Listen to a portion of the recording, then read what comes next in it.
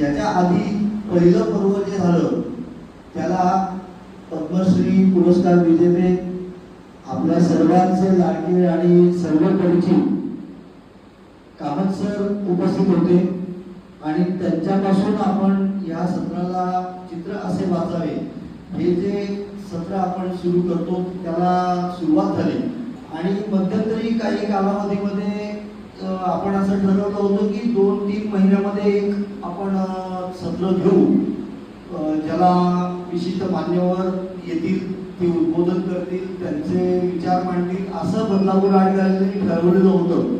पण ते लगेच शक्य झालं नाही कारण काही अडचणी मध्ये आल्या. तसं काही इलेक्शन्स वगैरे होते बदलापूर, अंबरनाथ आणि सर्व परिसरातले, त्याच्यामुळे शक्य झालं नाही. पण आता ते शक्य झालं आणि आजच्या कार्यक्रमाला आपल्याला श्रीराम खाडीलकर सर व्याख्याते म्हणून आपल्याला लाभले. मी भावना सोनवणेला विनंती करतो की त्यांनी त्यांचा परिचय करून द्यावा.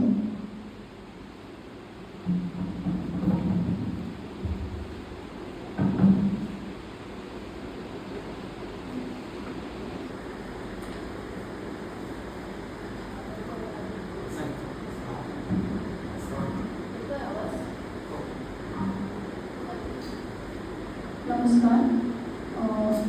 आजचे व्याख्यानकार आहेत श्रीराम गोपाळ खाडीलकर आणि हे थोर व्यक्तिमत्व आहे.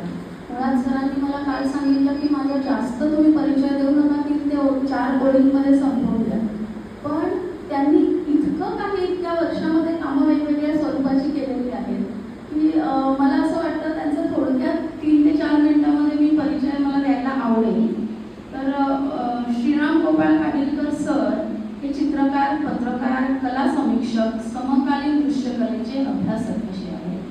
व्यावसायिक परिचय त्यांचा आहे की कला समीक्षा, संशोधन, लेखन या क्षेत्रात 50हून अधिक अनुभव असलेले प्रगल्भ चित्रकारही आहेत. पत्रकार आणि ज्येष्ठ कला समीक्षक, कला इतिहास, सौंदर्यशास्त्र आणि दृश्यकला अभिव्यक्ती या विषयांमध्ये विशेष प्रावीण्य असून विविध नामांकित कला संस्थांमध्ये व्हिजिटिंग फॅकल्टी म्हणून अध्यापन करत आहेत. त्यांचं शिक्षण आहे सर जे स्कूल ऑफ आर्टचं फाईन आर्ट.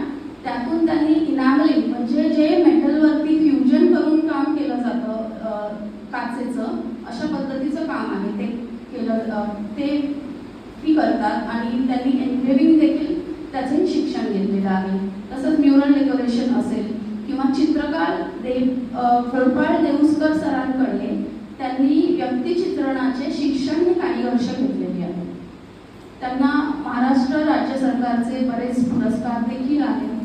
संशोधन आणि प्रकाशने त्यांची विपांग पर्व, शिल्पकार विनायक पांडुरंग करमरकर यांच्या शिल्प निर्मितीवर आधारित चरित्र ग्रंथ आहे तो.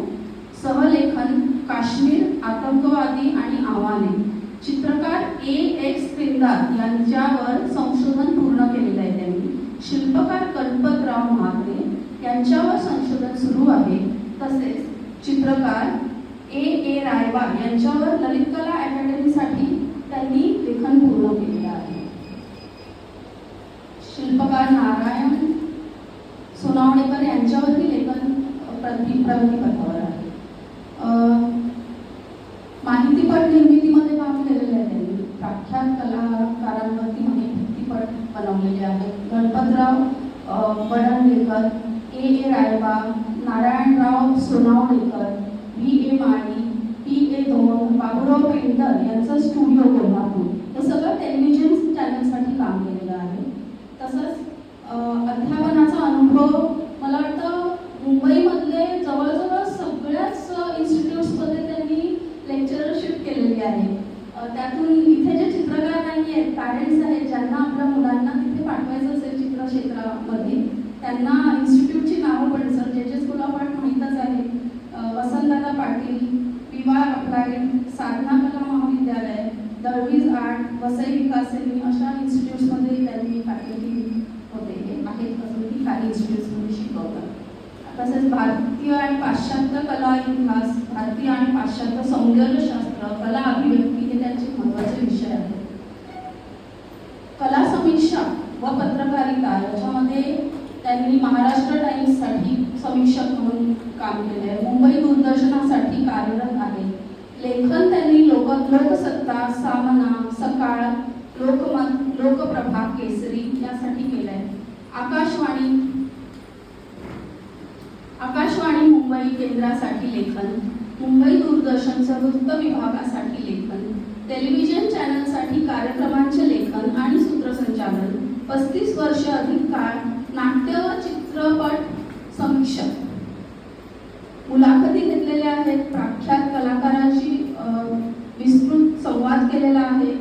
M.F. Hussain, H.M. Pandit, S.H. रजा, K.H. आरा, मानवी Bendre, Madhavrao Satavalekar, S.C. Chavda, K.K. Hebbar, A. Raiba, अलमुईकर असे अनेक, V.A. माळी, मोहन सामंत सर, सदानंद बाकरे, प्रफुल्ला भानकर यांच्या मुलाखती घेतलेल्या आहेत. प्रदर्शनही आहेत त्यांची बरीचशी, एकल आणि पार्टिसिपेशन्स. तसंच परीक्षक म्हणून कार्य त्यांनी गोवा कला academy, Bombay art society, Maharashtra शासनाचं राज्य नाट्य स्पर्धा, महाराष्ट्र राज्य शासनाचे चित्रपट पुरस्कार याच्यासाठी देखील परीक्षक राहिले आहेत. विविध कला गणेशोत्सव ते तर आहेच, दिवाळी स्पर्धेचे परीक्षक. विशेष सहभाग त्यांचा सदस्य आहेत सर जे स्कूल ऑफ आर्ट. जोरदार टाळ्यांनी स्वागत करूया बदलापूरच्या नगराध्यक्षा आणि महाराष्ट्र नगराध्यक्ष महासभेच्या अध्यक्ष अशा रुचिताताई घोरपडे या आलेल्या आहेत. त्यांना विनंती करतो की त्यांनी मंचावर यायचं. मॅडम का त्याचबरोबर आपल्या बदलापूर आणि गॅलरीचे पालक म्हणून आपण श्री राजेंद्र घोरपडे सर,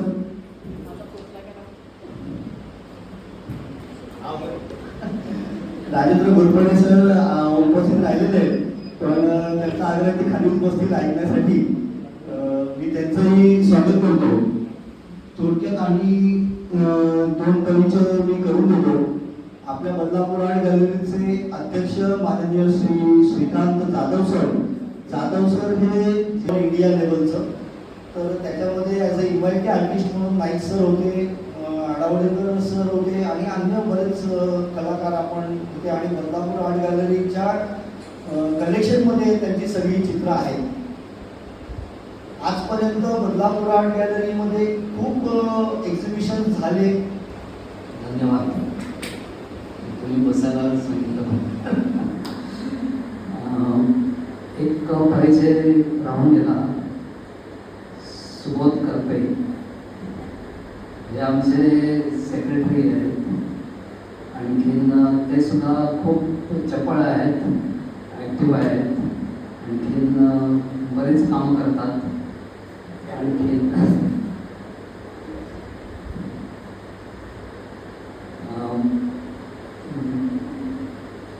ठीक आहे, मी एवढ्याच संपतो.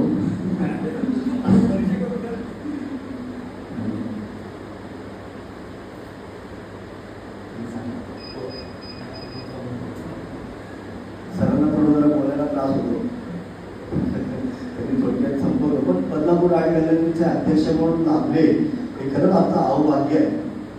सरांचं विषयी खूप काही बोलण्यासारखं आहे. पण आता आपण पुढे मी भावनाकांना विनंती करतो की त्यांनी 2 शब्द.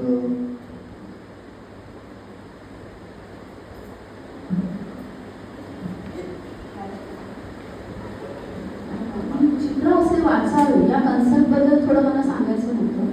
चित्र असे वाचावे ही कन्सेप्ट का? चित्र वाचावे म्हणजे नक्की काय करावं?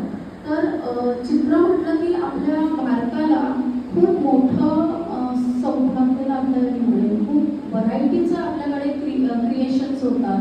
म्हणजे ते नृत्य असो, गायन असो, वादन असो, चित्रकला, शिल्पकला याच्यामध्ये खूप भन्नाट आपल्याकडे काम अगदी पूर्वीपासून होत आलेलं आहे.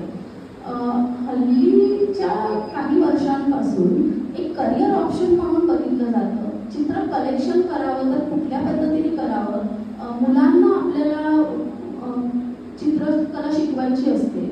शाळा कशी निवडावी, इन्स्टिट्यूट कसं निवडावं, पुढे आर्ट इन्स्टिट्यूटमध्ये करावं, त्याच्यासाठी एंट्रन्स एक्झाम्स असतात ती तयारी, किंवा काहींना आपलं घर सजवायचं असतं. ते सजवण्यासाठी नक्की चित्र आपल्या आवडीप्रमाणे कसं निवडावं, हे चिक्कार प्रश्न बदलापूर आर्ट गॅलरी आम्ही गेली 6 वर्ष सांभाळतो आहोत, आमची कमिटी टीम.